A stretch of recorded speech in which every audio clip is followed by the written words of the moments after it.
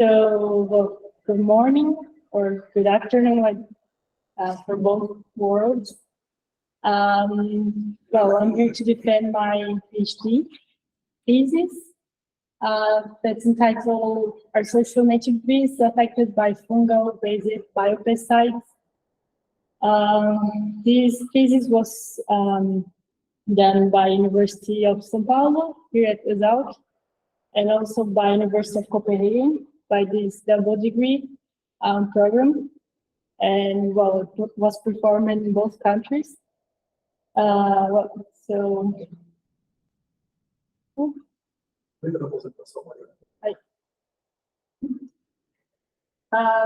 I divided this presentation in 4 steps. It's the 4 chapters I wrote in the thesis. So I'm going to start with the chapter 1, that was the introduction, to give a brief context about the presentation and the thesis. So I moved to the second.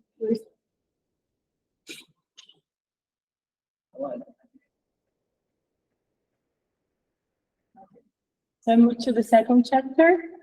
That's the chapter 2. That we have already published.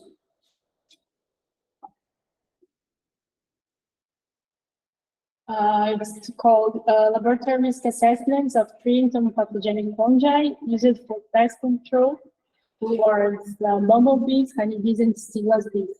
This was the individual part of the project, was the first chapter that we decided to do experimentally. Then I moved to the 3rd chapter that I performed in 2021. It's the susceptible effects of entomopathogenic fungi on individual and social level of the stingless bees, Arctophilonadetes. This was a chapter that I investigated the individual and social level of the effect of the fungi to the bees, the stingless bees. And the last one is the chapter 4, that I evaluated the effect of the fungi at the field, so in a more wide scale, trying to investigate the interaction with the environment, the fungi, and the bees. So the first chapter, I just try to take a brief context. What's happening now is that we're increasing year by year the use and the commercialization of biopesticides. So, for example, for Brazil, Latin America in general, and Europe, we're in the scale of adopting more biopesticides, including the entomopathogenic fungi. So we can see here that, at least in Brazil, that the leading the way to the use of biopesticides. 55% of the farmers, they are currently using any byproducts. So there is a increase from 2015 to 2022 of biologics in the market. So also the income, so for the countries, Brazil and all the other countries that produce and commercializing, there's a much higher increase in the income. So, for example, in dollars, for 2022, it was 16 millions of dollars. So that's a very considerable amount of money that is coming to this to the biopesticides. So what happens that in the same places, in the same crops that they apply all these biopesticides, those crops are also beneficiated by the pollination. So in different crops, fruits, grains, and well, many different crops around the world, they have an increase in the production they use. So what happens in between the crops that receive those biopesticides, the entomopathogenic fungi, but also in the same time they get an increase with the yield. by pollination.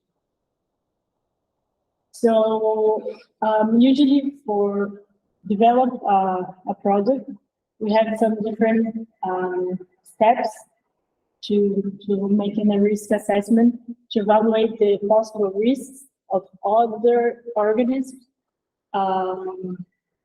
by that product. So, for example, for bees, we have some tier levels that we have to perform to understand how it possibly affects the bees or the organism. So the lower time is the laboratory test. So usually it's like toxicity test to individual bees. And the middle tier is the semi-field test. So bees are fed or exposed to biopesticides directly. So usually you can use individuals or bees in colonies. And also the higher tier, that's the last level, it's performed in field tests. So bees, they are allowed to forage in crops treated with biopesticides.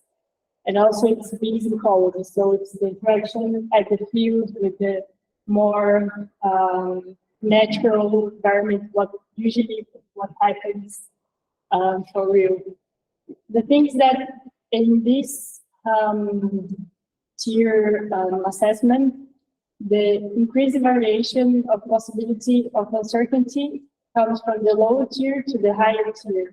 So when you start to add variations, like the field, a colony, abiotic factors, it's more tricky and it's more difficult to understand the real interaction between all these organisms. So in this context, we decided to work and to investigate the possible effects of 3 of the most commercialized fungi that we have now. So Garrigós, Cordyceps spinosa rosea, and Metaphysium unisopli. They're all used around the world. Garrigós is very used for coffee, horticulture, and fruits in general. And they're used for different pests, so it's a wide non-pathogenic target, so it targets many different pests. Cordyceps also, it's increasing the consolidation, especially it started with citrus, but it's increasing to other crops like maize, and it also targets different orders of insects, of pests, and also Metaphysium, that's widely used, and also targets many different types of pests. And they're all from the Hippocrates group. And what happens with the fungi is that they are very special in the sense that they can infect and colonize insects through the cuticle. So usually with the pathogens, they need to consume that, they need to eat, the pests need to eat that to really acquire the pathogens, and it can like infect and colonize the insect, but not with fungi. So we have to consider that when we think about the experiments, how we're going to evaluate things. So the way of infection is that we have the conidia is like a sexual reproduction, sexual part of the fungi. It adheres to the cuticula and it produces through physical and chemical aspects. It gets into the cuticula of the insects. It reproduces inside of it and start the process of colonization and insect mortality through toxins and through reproduction of PIFA. And finally, it just gets out of the body through the outgrowth of the fungi and produces again those particles, those conidia, that can sporulate through the outside of the body of the insect, and that can infect the others that are around or being dispersed somehow. And we also decided to use different bee species. So we tried to work with different social bees in terms of morphology, size, and behaviors. So we worked with bumblebees. They are basically from Europe, but also in places that they were introduced, like South America now. They are primitively eusocial, so they have the moment of time during the phase of the colony that they are eusocial, but also they have moments that they have it's less social, let's say like this. They have around 290 species, and they also pollinate several different crops. They are used to have a pollination service, and they also can be used as biopesticide vector. So we use it also honeybees, Apis mellifera, that the widely known bees all around the world. It's originated from Europe and Africa, but it's also in the places that they were introduced. They're highly social as the stingless bees. They have around 11 species. They're also used for crop pollination, several different crops, for biopesticide vector and honey production, but also other products like pollen, wax, colonies, they're sold or rent. And we chose to use stingless bees mainly because those were the species that we had here in the university, but also because they are very used and they are one of the most studied here in Brazil. So Scaputrigona is from South America, and Tetragonus has neotropical bee. They both are highly social, and inside of stingless bees, they have around 600 species. Scaptu, it's not commercialized as for crop pollination, not on a high scale, but it's on its way. It's like the one that has more possibility to be used. And they both make honey, so the honey production and commercialization, it has here in Brazil. But the Scaputrigona is also they commercialize the colonies. And we chose those species also because they have different colony variation. So, for example, bumblebees, they have this, it's not disorganized, but they don't have a very organized root construction. So they have this type of construction inside of the colony. The honeybees that are usually they're created in these boxes, the Langstroth. So they have the frames that are put in this way here in the box, and the stingless bees that they are also created in those wooden boxes, but they have different types of brood systems. Okay, so that was the context, and then we wanted to know what happens in between fungi and the bees. So we tried to perform the second chapter that was to understand what happens between different non-pathogenic fungi on different bee species. So this chapter performed here in Piracicaba, in the military, and in Copenhagen, in Denmark, 2020. So I'm going to be brief in the methodology, but I had the 4 bee species.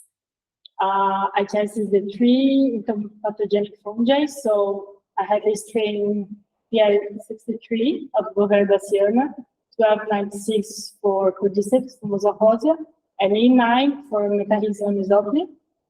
And these three fungi I applied by topical exposure and by oral exposure. So I put 1 drop, 1 microliter over the pronotum of the bee.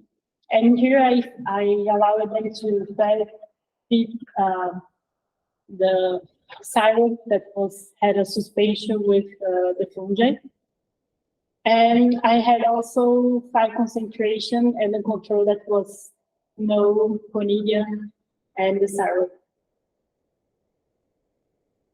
And I had to adapt many of the methodologies that I saw before on those type of experiments, like for risk assessment. I had to adapt for the different bee species because, for example, for Scaptotrigona daplis, I was going to use the 4 days old that usually is used for Apis mellifera, but here this is a 4 days old or a recently emerged bee, and we can see that it's very light. It's not melanized yet, not much, and this is like a 10 to 15 days old.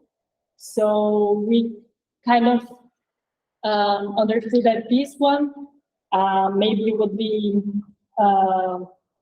more, the fungi would be more virulent, or it would have like an easier access to this body compared to this one, because this one is not melanized yet.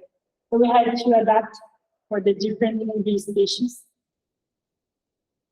So I did the topical exposure, as I explained before, and oral exposure, where I allowed them to drink this suspension. And what happened is that all the fungi, they decrease the survival probability. And I brought here bigger for the survival probability of Scaptotrigona daplis and Bombus terrestris to see kind of the difference between the bees. For the stingless bees, Scaptotrigona and Tetragonisca, it decreased it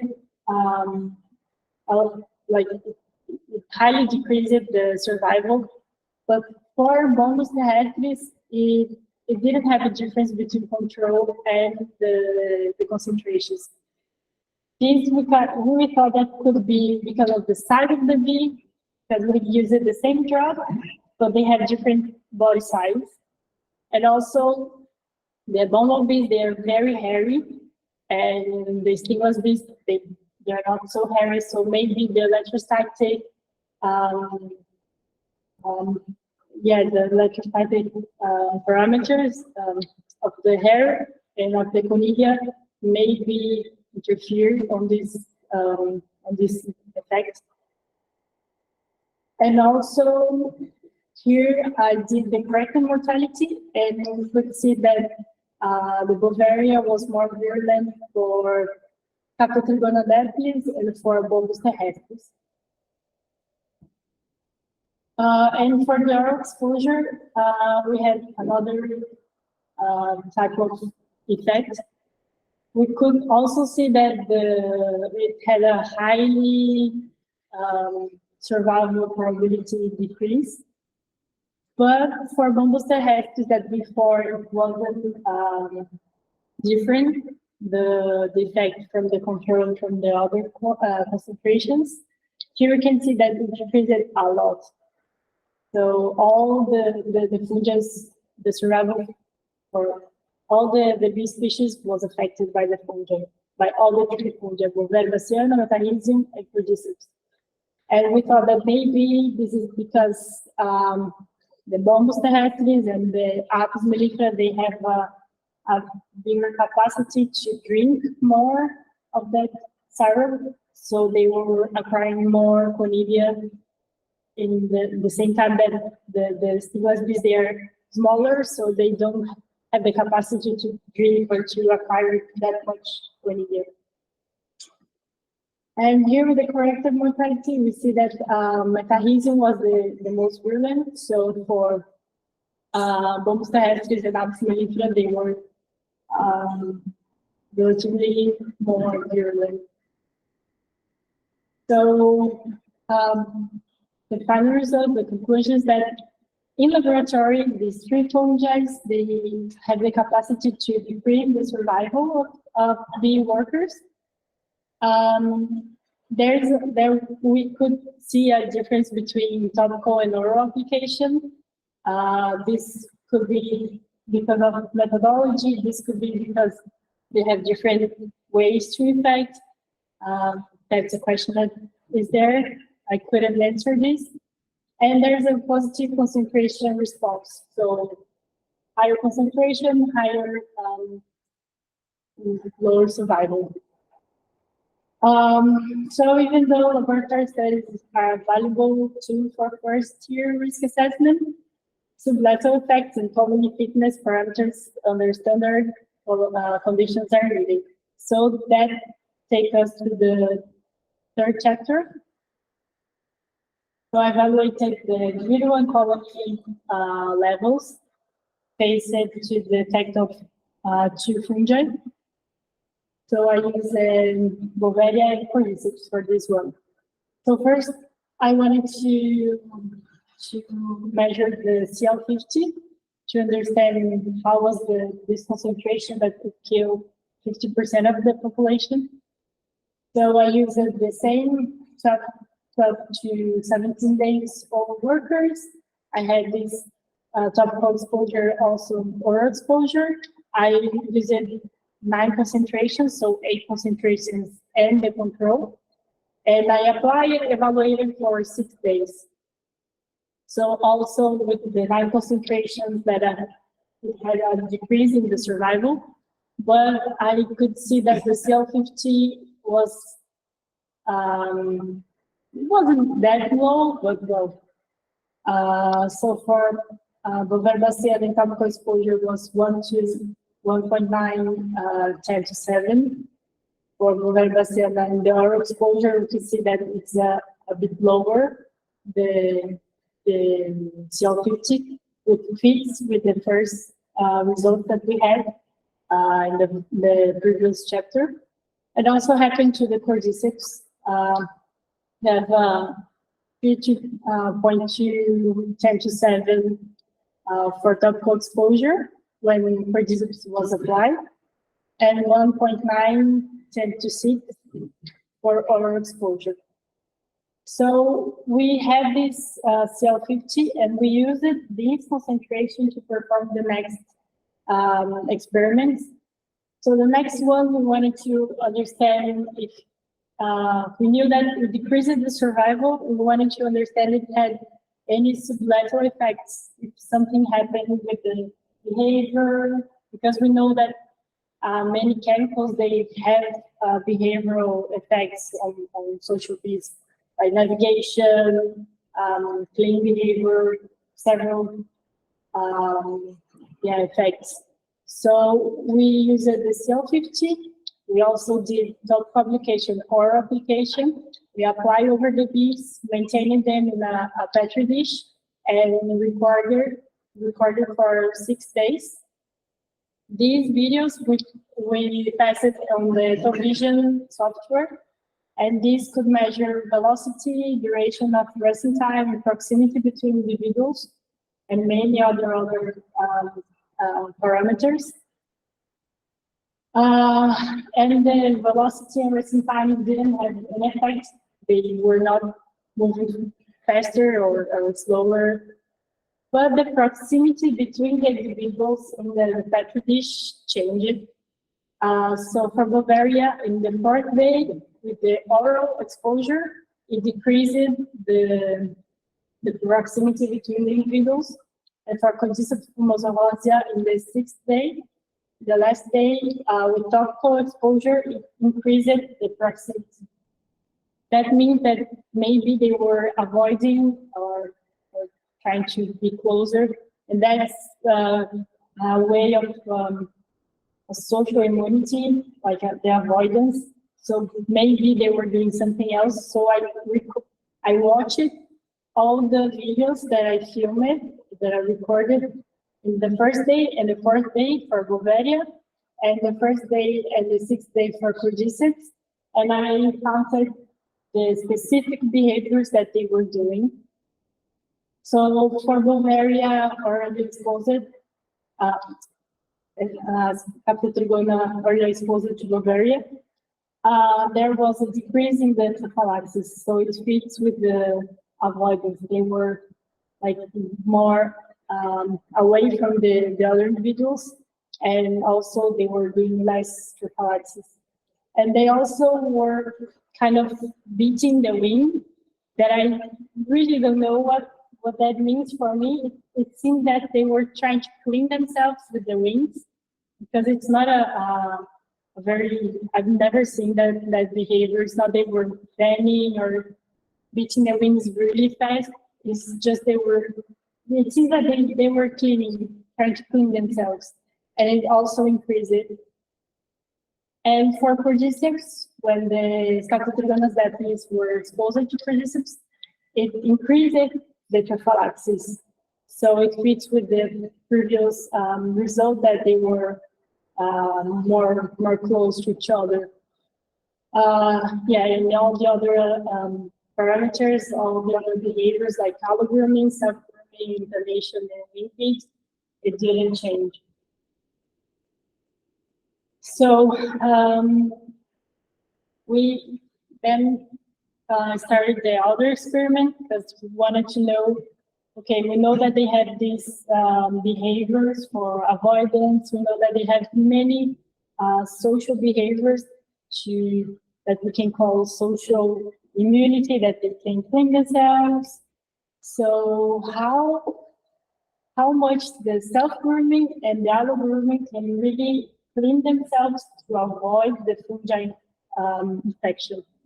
So I kind of made mini colonies, and from this mini colony, I took some bees out of it, and I used it 4 different periods. So I applied, now it's just alcohol exposure. I applied each fungi over the pronotum, and I allowed them to self-groom or allo-groom for 0 minutes, 10 minutes, 30, and 60 to understand how much of this conidia I could still recover after this period. And what I saw that after 10 minutes, it had already been really cleaned. So the bees could clean themselves. Where this conidia went, I don't know, because we just collected them, put in the appendar, and had to kill them. So we couldn't follow to see if they were, how much time they will be dead, or we couldn't see this correlation. But we saw that in just a short period of time, they could clean themselves over the cuticula. So actually that was surprising. I thought that they would have to take much more time to clean themselves. So I think we can see here that for self-grooming, it has a little bit more of conidia compared to allo-grooming and self-grooming. And then we go to the last part of the experiment, that the colony as a superorganism, the colony as an individual.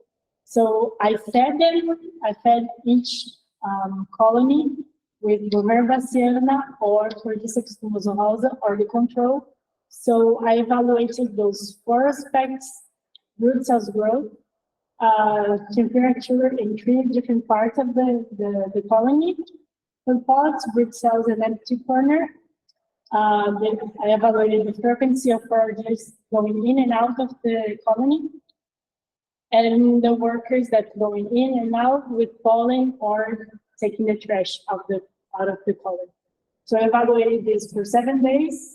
The 8th day, I fed them with the serum, with the suspension, with the fungi, and I continue evaluating for the next 7 days to see if it had a difference with those behaviors.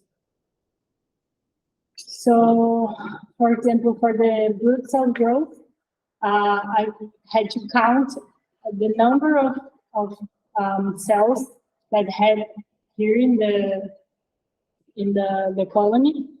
And like this is the 0 hour, and in 24 hours after, so always in the same moment of the day, I came here again and counted how many had more after this 24 hours. So that's the way we measure the brood growth, the colony growth. So what we saw is that the number of brood cells just changed from before the fungi to after the fungi exposure for Cordyceps fumosa rosa. So it didn't have a difference for Garrigós, but after the fungi application, there was a difference between control and Garrigós, which before it didn't have a difference. The control was different for Cordyceps and Oliveira. The number of foragers leaving or entering the hive, it didn't affect at all. But the number of pollen going into the hive, the number of waste material or trash that they were just removing from the hive, it was affected by Garrigós. So for pollen, it increased a percentage, and for the waste material taken out of the hive, it decreased. And we also evaluated the temperature, but it didn't have a difference for the temperature in any part of the colonies. So what we saw in this third chapter, that Garrigós and Cordyceps were pathogenic in laboratory experiments at individual level for to Staphylococcus aureus. The fungi impacted workers' avoidance and prophylaxis. They effectively clean each other to eliminate the spore. So we saw that really fast, 10 minutes, we couldn't find Conidia, not much Conidia anymore over the cuticule. The brood production was only negatively affected by Cordyceps, while the pollen collection and waste management was positively impacted by Garrigós. And the main conclusion is that, well, even though laboratory and field studies are a valuable tool for the first, second tier risk assessment, field risk assessments are further needed. They are always needed. So this took us to the fourth chapter. So here I evaluated the colony in the environment in a few realistic application essay. So just a brief context, pollination in coffee, for example, that's the crop that we chose to work with. It's really benefited by the pollination. So in coffee crops, there are so many different types of bees, especially stingless bees that they pollinate this crop. And here's a global map of pollination benefits for coffee. This is not so new, it's from less than 2012. But it gives us an idea of how important those pollinators are for many different crops. For example, for this chapter that we work on coffee, for coffee crops. So the methodology, I worked in the Garrigós, the city here nearby. So we had this coffee farm, and we had 3 blocks. So we had treatment and control, and the blocks were distant at least 1 kilometer away from the treatment and the control. And inside each block, each treatment or each control for each block, we had 3 stingless bee hives. We worked with the Staphylococcus.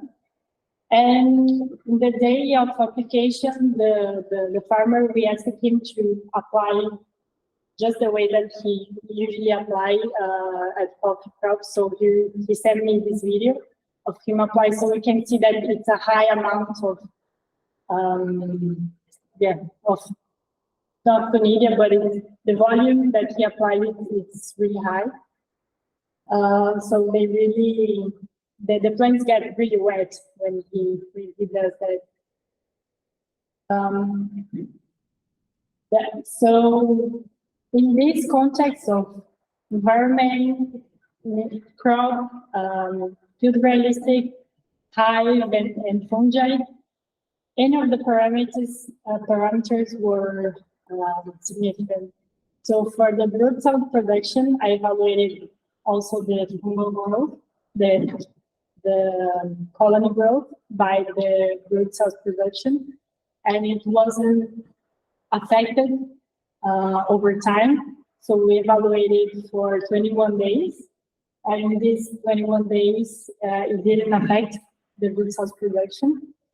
We also did the same evaluation as the chapter before, the bees going in and going out, the foraging activity, and also for any of the bees going in and out, it wasn't affected. So it wasn't significant, the forages in and out after the application. And we also evaluated the number of dead bees, because usually one of the immunity or social immunity is like that corpses, they remove this from the colony. It wasn't affected also, so we counted how many bees they were removing from the colony. And also a number of waste material that also wasn't significant. So this study has demonstrated that Oliveira did not cause adverse effects on stingless bees, on Captotrigona dead bees colonies under good conditions in coffee crops. Is the control. Yeah. So protocols and methodologies need to consider the complexity of social bees so that the possible impacts of biopesticides can be correctly understood, and thus their correct management, recommendation, and use can be done. So in summary, in the lower tier, the chapter 2, even low concentrations of the pathogenic fungi can potentially reduce individual survival of social bees in laboratory conditions. In the middle tier, the chapter 3, we saw that at individual level, the pathogenic fungi reduced survival of Captotrigona database workers and causal behavioral impacts.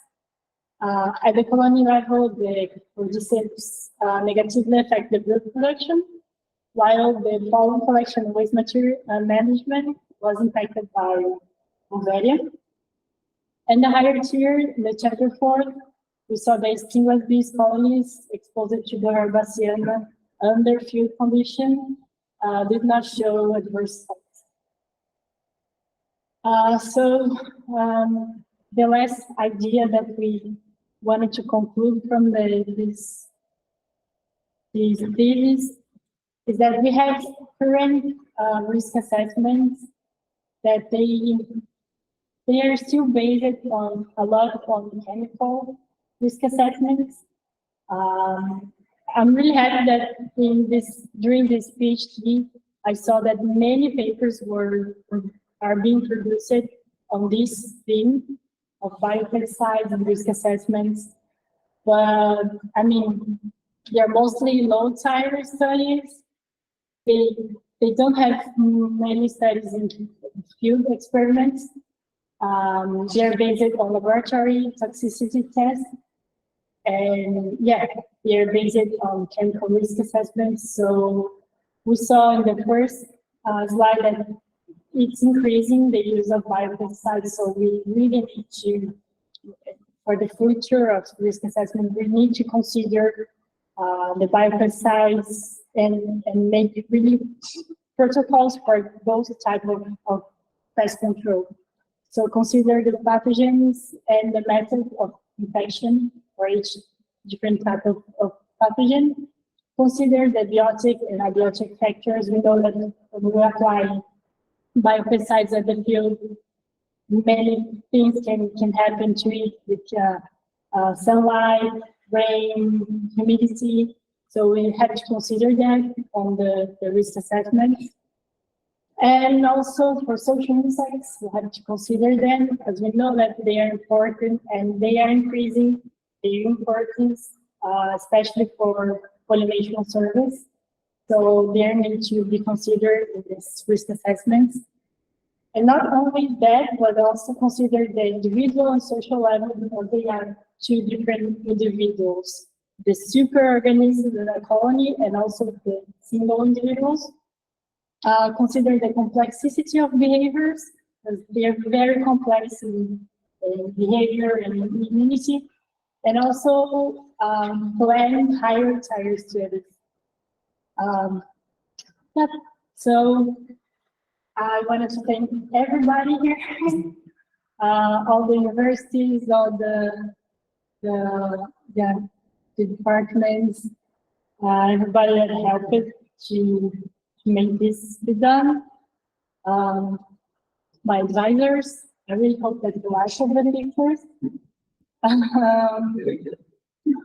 Thank you very much. Some people that really helped with this. It wouldn't be possible. Some experiments would be done without them.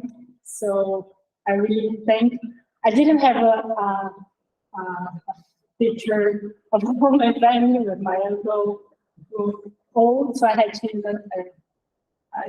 an old picture. And everybody that's always helping me. And that's it. Thank you.